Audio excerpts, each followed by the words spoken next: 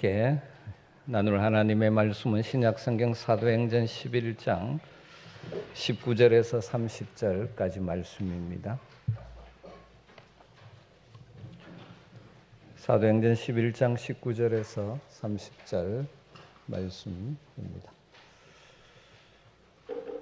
말씀을 한 절씩 교독하겠습니다. 19절입니다. 그때에 스데반의 일로 일어난 환란으로 말미암아 흩어진 자들이 베니게와 구브로와 안디옥까지 이르러 유대인에게만 말씀을 전하는데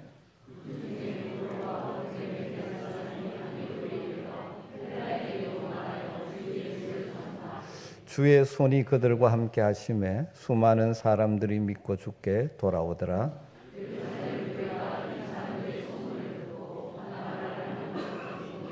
그가 이르러 하나님의 은혜를 보고 기뻐하여 모든 사람에게 굳건한 마음으로 주와 함께 머물러 있으라 권하니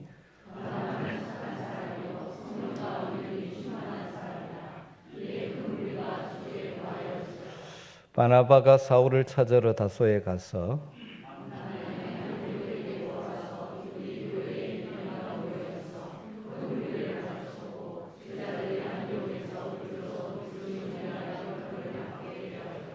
그때의 선지자들이 예루살렘에서 안디옥에 이르니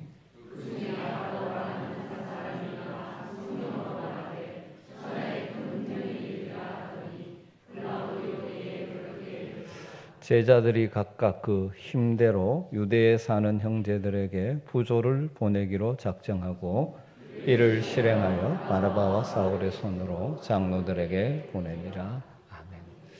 오늘 2부 예배 시간에는 세례식이 있는 날입니다.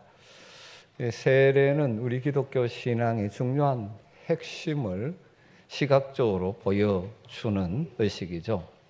세례식은 죄로 죽을 수밖에 없었던 우리의 옛사람은 예수 그리스도와 함께 십자가에 죽고 예수 그리스도와 함께 살아가는 새 사람이 되었음을 결단하고 선포하는 예식입니다. 여기에 예배를 드리고 있는 많은 성도님들은 예수님을 나의 구주와 주님으로 믿고 세례를 받은 분들일 것입니다. 그래서 우리는 그리스도인이라고 불려지는 자들이죠. 우리 스스로도 그리스도인이라 그러고 믿지 않는 사람들도 우리를 그리스도인이라고 부릅니다. 그래서 오늘 세례식 있는 주일에 세례받은 그리스도인이라는 것이 어떤 존재이고 어떤 삶을 사는 사람들인지를 함께 조금 묵상해 보려고 합니다. 오늘 읽은 사도행전 11장에서 우리는 처음으로 그리스도인이라고 불려진 안디옥 교회 성도들을 만나게 됩니다. 26절 말씀 끝부분에 보면 제자들이 안디옥에서 비로소 그리스도인이라 일컬음을 받게 되었더라. 그렇게 기록하고 있습니다. 그리스도인, 헬라어로는 크리스티아노스라는 단어인데 다르게 말하면 그리스도를 따르는 사람, 그리스도를 닮은 사람, 또 다르게 표현하면 작은 그리스도, 이런 의미의 용어입니다. 우리말로 흔히 표현하면 예수쟁이, 이런 말과 비슷하다고 할 수 있습니다. 우리말 예수쟁이도 그렇지만 2000년 전 그리스도인이라는 용어 역시 두 부류의 사람들에 의해서 다른 의미로 사용되었다고 봅니다. 첫 번째는 이 기독교에 대하여 거부감을 지니고 있거나 기독교를 경멸하는 사람들이 그리스도를 믿는 교인들을 비하하는 의미에서 그리스도인이라고 부르기도 했었을 것입니다. 둘째는 반대로 그리스도를 믿는 교인들의 삶의 모습이 다름으로 인해서 그들에 대한 존경, 경외심을 표시하는 용어로도 사용되었을 것입니다. 자신들은 그리스도를 믿지 않지만 자신들과 달리 그리스도의 말씀을 따라 바르고 반듯하게 살아가는 교인들을 사람들은 자신들과 구별해서 그리스도인이라고 불렀던 것이죠. 저는 이 안디옥 교회, 안디옥의 사람들이, 안디옥 교회 교인들은 전자의 의미로 그리스도라고 부르는 사람도 없지는 않았다고 봅니다. 그러나 주로 후자의 의미로, 별칭으로 안디옥 교인들에게 붙여 주었다고 생각합니다. 오늘 본문의 흐름을 보면 사도행전의 기록자인 누가가 결코 부정적인 의미로 그리스도인이라는 용어를 사용하지 않습니다. 오히려 제자들이 비로소 그리스도인이라 일컬음을 받게 되었다라는 굉장히 좀 감격적인 증언을 하고 있죠. 우리말로 비로소라고 번역된 단어가 헬라로 프로톤인데 최초로, 처음으로 그런 의미입니다. 누가는 이 본문을 통해서 주님을 믿는 교인들이 최초로 그리스도인이라고 불린 곳이 이 안디옥이라는 것을 자랑스럽게 밝히고 있는 것이죠. 우리 역시 이 시대 그리스도인이라고 불리는 사람들입니다. 그런데 정말 우리는 그리스도인다운 그리스도인입니까? 안디옥 교인들이 왜 그리스도인이라는 별칭을 받게 되었을까요? 본문의 여러 가지를 생각할 수 있지만 저는 본문 가운데 한 3가지 정도를 생각하면서 그리스도인이 어떤 존재인가, 그래서 우리는 어떤 존재며 어떤 삶을 살아야 하느냐를 나누어 보고 싶습니다. 첫 번째로 그리스도인은 그리스도께 붙어 있는 사람이라고 할 수 있습니다. 그리스도께 붙어 있는 사람. 안디옥 교회가 세워졌다는 소식을 예루살렘 교회 지도자들이 듣습니다. 그래서 바나바를 그들을 위한 사역자로 파송하게 됩니다. 그 바나바가 안디옥에 와서 안디옥 교회 교인들에게 권면했던 말씀에서 우리는 그들이 그리스도인이라 칭함을 받는 이유를 발견할 수 있을 것 같습니다. 그것이 23절 말씀이죠. 그가 이르러, 그는 바나바죠. 바나바가 안디옥에 이르러서 하나님의 은혜를 보고, 하나님의 은혜가 그들 가운데 있는 것을 보고 기뻐하여, 그 다음 뭐라고 권면합니까? 모든 사람에게 굳건한 마음으로 주와 함께 머물러 있으라 권하니. 굳건한 마음으로 주와 함께 머물러 있으라. 우리 이제 개정 개역 성경이 이렇게 번역했고, 옛날 우리가 사용하던 개역에는 굳은 마음으로 주께 붙어 있으라. 저는 이 개역 성경의 번역이 더 좋은 것 같습니다. 붙어 있으라. 주께 붙어 있으라. 그렇게 주께 붙어 있는 삶을 사니까 결과적으로 그들을 뭐로 부르게 됩니까? 그리스도인이라고 불려집니다. 여기 붙어 있으라는 단어가 좀 독특한 단어입니다. 헬라어로 프로스 메네인이라는 단어인데 두 단어로 되어 있습니다. 프로스는 전치사 향하여, 누구누구를 향하여, 어디를 향하여 하는 것이고, 메네인은 그한다 그런 뜻입니다. 그러니까 이 뜻은 뭡니까? 늘 주님께 붙어 있으라는 것은 주님을 향하고 있어야 되고, 주님 안에 거하는 것, 주님과 함께 거하는 삶을 사는 것, 이걸 이제 붙어 있는 것이라고 표현한 것이죠.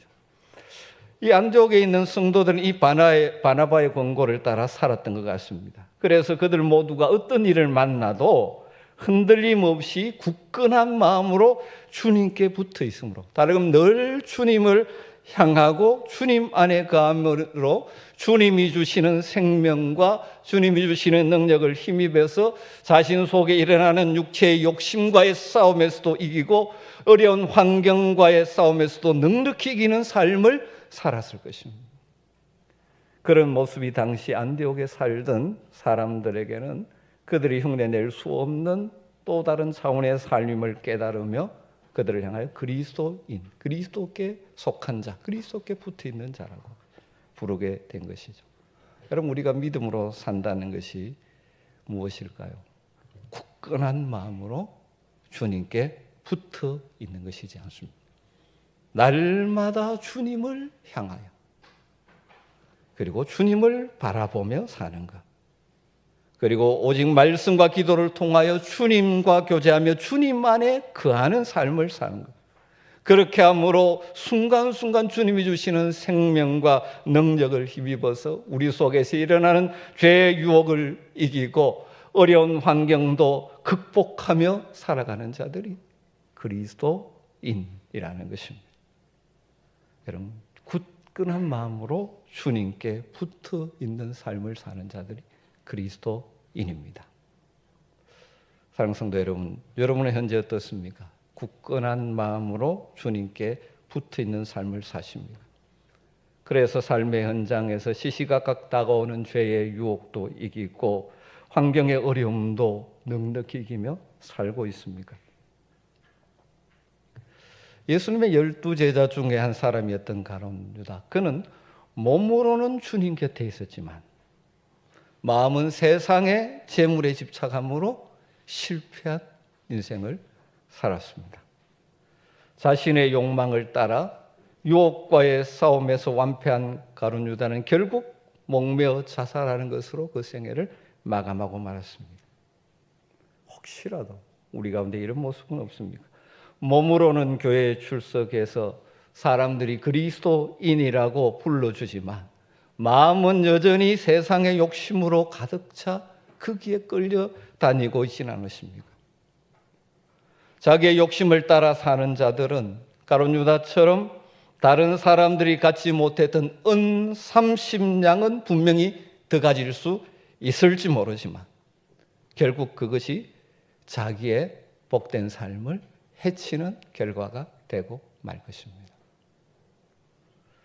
바울 사도의 말처럼 우리는 이 땅에 육신의 생명을 입고 사는 날 동안에는 우리 속에는 육신의 욕망을 따라 살려는 옛 자와 그리스도 안에서 성령을 따라 살려는 새 자가 치열한 싸움을 벌이고 있는 것이죠. 여러분, 이 영적인 싸움에서 이길 수 있는 비결은 굳건한 마음으로 주님께 붙어 있는 것입니다. 날마다 주님을 바라보고 주님을 향하고 날마다 주님과 함께 교제하며 그하는 삶을 살아갈 때 우리는 세상의 유혹을 분별하고 이겨낼 수 있고 우리의 삶에 다가오는 다양한 어려움 때문에 믿음을 포기하지 않고 그 믿음으로 그것들을 넉넉히 이기며 살아갈 수 있는 힘을 덧입게 되는 것이죠. 그리스도인은 굳건한 마음으로 주님께 붙어 있는 자들입니다. 저와 여러분이 그러한 삶을 살아낼 수 있기를 주님으로 축원합니다. 성령께서 여러분에게 이런 은혜를 주시기를 주님으로 축복합니다. 두 번째로 그리스도인은 그리스도의 말씀을 따르는 사람입니다. 예루살렘 교회 파송을 받아 안디옥 교회로 온 바나바는 자지 혼자서 교회와 성도를 섬기는 것보다는 바울을 불러 동력하는 것이 훨씬 더 효과적이고 주님이 원하시는 것이라는 것을 깨닫게 되었습니다. 그래서 다소까지 먼 길을 찾아가서 바울을 권면하여 바울을 데리고 와서 함께 두 사람이 안디옥 교회에서 열심히 성도들을 말씀으로 가르쳤습니다. 25절과 26절이죠. 바나바가 사울을 찾으러 다소에 가서 만남에 안디옥에 데리고 와서 둘이 교회에 1년간 모여있어 큰 무리를 가르쳤고 제자들이 안디옥에서 비로소 그리스도인이라 일컬음을 받게 되었더라. 사실 이 안디옥 교회 성도들이 그리스도인이라고 일컬음을 받게 된 가장 핵심적인 요인은 여기에 있죠. 바로 연결되어 있죠. 다르게 말하면 바나바와 바울을 통해서 가르침을 받은 대로 살았기 때문입니다. 그리스도인들이 어떤 자들입니까? 그리스도의 말씀을 배우고 그 배운 말씀에 순종하여 살아가는 자들. 그리스도의 말씀을 따르는 사람들. 결국 그리스도를 따라가는 사람들. 그리스도인이라는 것입니다. 아마 그들은 바울과 바나바가 가르치는 말씀을 열심히 배웠을 것입니다. 신실한 인격의 사람 바나바의 가르침과 탁월한 성경 지식을 가진 사도 바울의 가르침을 받으면서 그들은 그들 말씀을 따라 그 말씀에 맞추어 이때까지의 자신의 생각과 가치관들을 조정하며 다시 말씀의 원리대로 살아가기 위해서 분투했을 것입니다. 그들이 단지 지식으로서 말씀을 배우는 자들이 아니었습니다. 말씀을 따라 삶을 살아내는 자들이었습니다. 그러기에 세상 사람들이 보기에도 그리스도의 말씀을 따라가는 자들, 그리스도께 속한 자들로 보였기에 그리스도인이라고 보는 것이죠. 여러분, 우리는 그리스도인이라고 불려지는 사람들입니다. 그리스도인들은 어떤 자들입니까? 그리스도의 말씀을 배우고 따르는 사람들. 말씀을 배우기를 힘쓰고 말씀대로 살기 위해서 힘쓰는 사람. 우리가 완벽하게 살아낼 수는 없죠. 그러나 그렇게 살고자 힘쓰고 걸어가는 사람들이 그리스도인인 것이죠. 여러분, 이런 의미에서 여러분 스스로를 평가할 때 정말 그리스도인다운 그리스도인의 삶을 살고 계십니까? 단순히 교회를 왔다 갔다 한다고 해서 진짜 그리스도인은 아닙니다. 말씀을 배워서 알고 그 말씀을 따라 자신의 가치관과 생각들을 조정하며 따라 순종하기를 힘쓰는 사람들. 여러분, 매주일 말씀을 듣고 그냥 흘려보내지 마시고 말씀을 따라 실천을 하며 살아가는 그리스도인다운 그리스도인으로 우리 함께 살아갈 수 있게 되기를 주여 축원합니다. 그런 삶을 살 때 우리 주님이 반드시 함께 하시며 우리를 도우시고 인도해 주실 것입니다. 세 번째로, 그리스도인은 어떤 자들일까요? 오늘 말씀에서 발견할 수 있는 또 한 가지는 그리스도인은 그리스도를 닮아가는 사람들. 그리스도를 닮아 사랑을 나누며 살아가는 사람들입니다. 뒤이어 27절 이하의 말씀이 이런 내용이죠. 이 말씀에서 안디옥 교인들이 구체적으로 그리스도의 가르침을 따라 주님을 닮은 삶을 실천했던 기록이 한 가지 나옵니다. 로마 황제 글라우디오 황제 때 팔레스타인에 극심한 흉년이 임하게 되어집니다. 그래서 예루살렘과 그 인근에 있는 그리스도인들이 큰 어려움을 당하고 있었습니다. 그 소문이 예루살렘에서 480여 킬로 떨어진 안디옥 교회 교인들에게 전해진 거죠.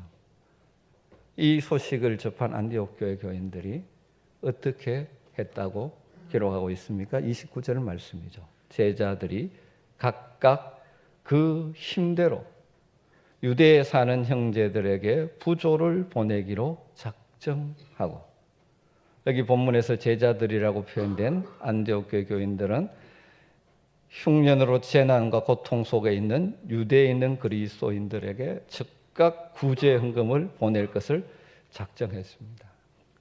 갑작스러운 재난을 당하여 너무너무 힘들어하고 있는 유대 그리스도인들에게 구제 헌금을 보내야 되겠다고 생각하고 계획했다는 말이죠.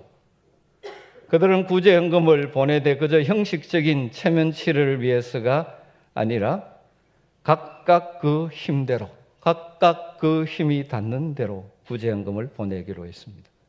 여러분이 얼마나 아름다운 작정입니까? 이 아름다운 작정은 작정 계획에 머물지 않고 그대로 실행되었습니다. 30절 말씀이죠. 이를 실행하여 바나바와 사울의 손으로 장로들에게 보내니라. 안디옥 교회 교인들은 흉년으로 인하여 고통당하고 있는 유대 그리스도인들에게 각각 힘 닿는 데까지 할 수 있는 구제헌금을 모아 보내기로 작정하고 실행에 옮긴 것입니다. 여러분, 얼마나 아름다운 실천입니까? 자신의 모든 것을 우리를 위해 내어주신 그리스도를 닮은 사랑의 실천 가운데 하나죠. 여기서 우리가 간과해서는 안 될 사실이 있습니다. 여러분, 그들이 하지 않으려고 생각하며 안 할 수 있는 이유는 여러 가지 갖다 붙일 수 있었을 것입니다. 뭐 이런 이유도 있겠죠. 안디옥 교인들이 힘을 다해 지금 구제헌금을 보내기로 작정한 대상은 자신들의 동족이 아니었습니다. 안디옥 교회가 어떤 교회입니까? 물론 유대 그리스도인이 있었지만 헬라인들에게 복음을 전하면서 이방인의 다수가 구성된 교회입니다. 우리는 굉장히 뭡니까? 이 혈연 또 민족적인 가치를 굉장히 중요하시 여기죠. 그럴 수 있지 않습니까? 뭐 우리 동족도 아닌데. 뭐 이런 핑계로 왜 그걸 해야 되느냐 말할 수도 있지 않습니까? 또한 사실 안디옥 교회 교인들도 그렇게 넉넉한 형편은 아니었을 것입니다. 스데반의 박해로 인해서 흩어진 자들이 안디옥이라는 그 당시에 로마의 3대 도시 하나인 안디옥에 와서 지금 자리를 잡고 정착하고 살기 위해서 왔습니다. 아마 거기서 직장을 얻고 일거리를 찾고 아마 힘들게 살았을 것입니다.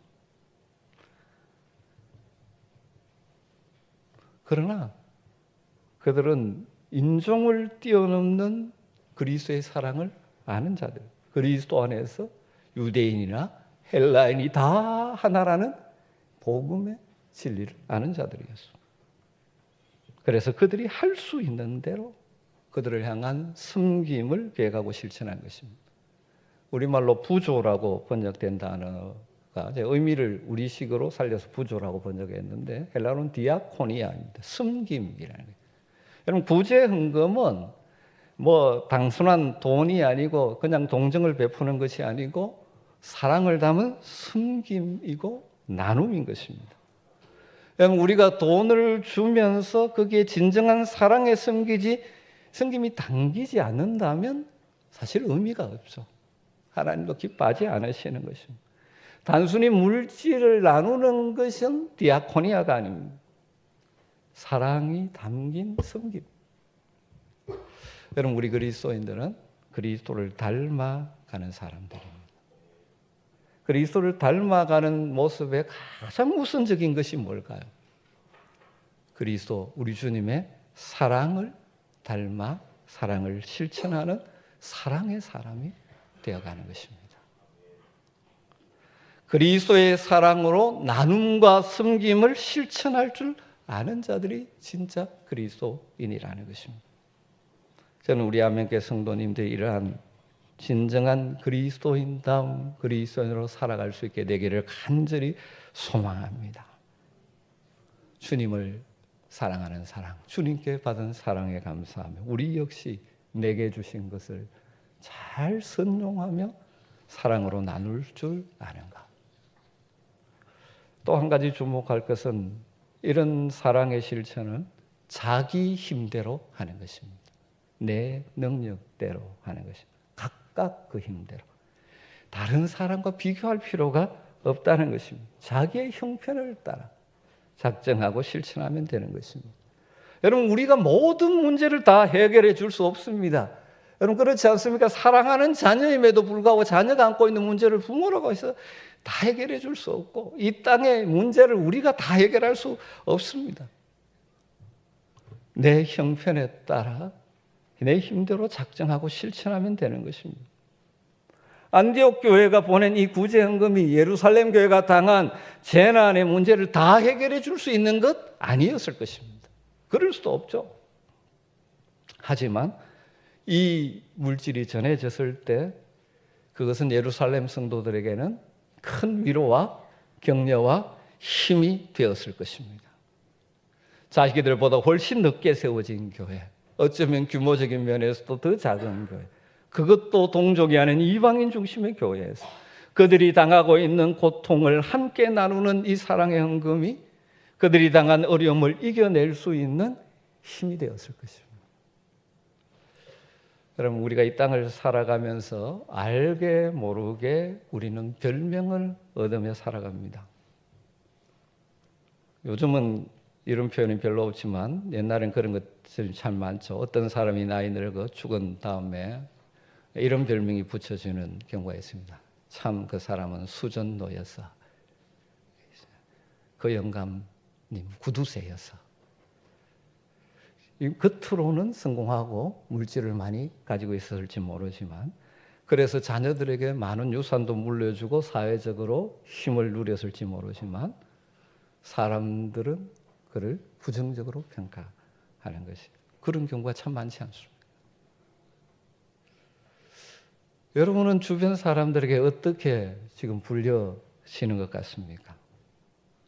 특별히 여러분의 자녀들이 여러분을 볼 때 여러분과 같이 일하는 사람들이 여러분을 볼 때 저 사람은 진짜 그리스도인이야? 이렇게 인정받고 있는 것 같습니까?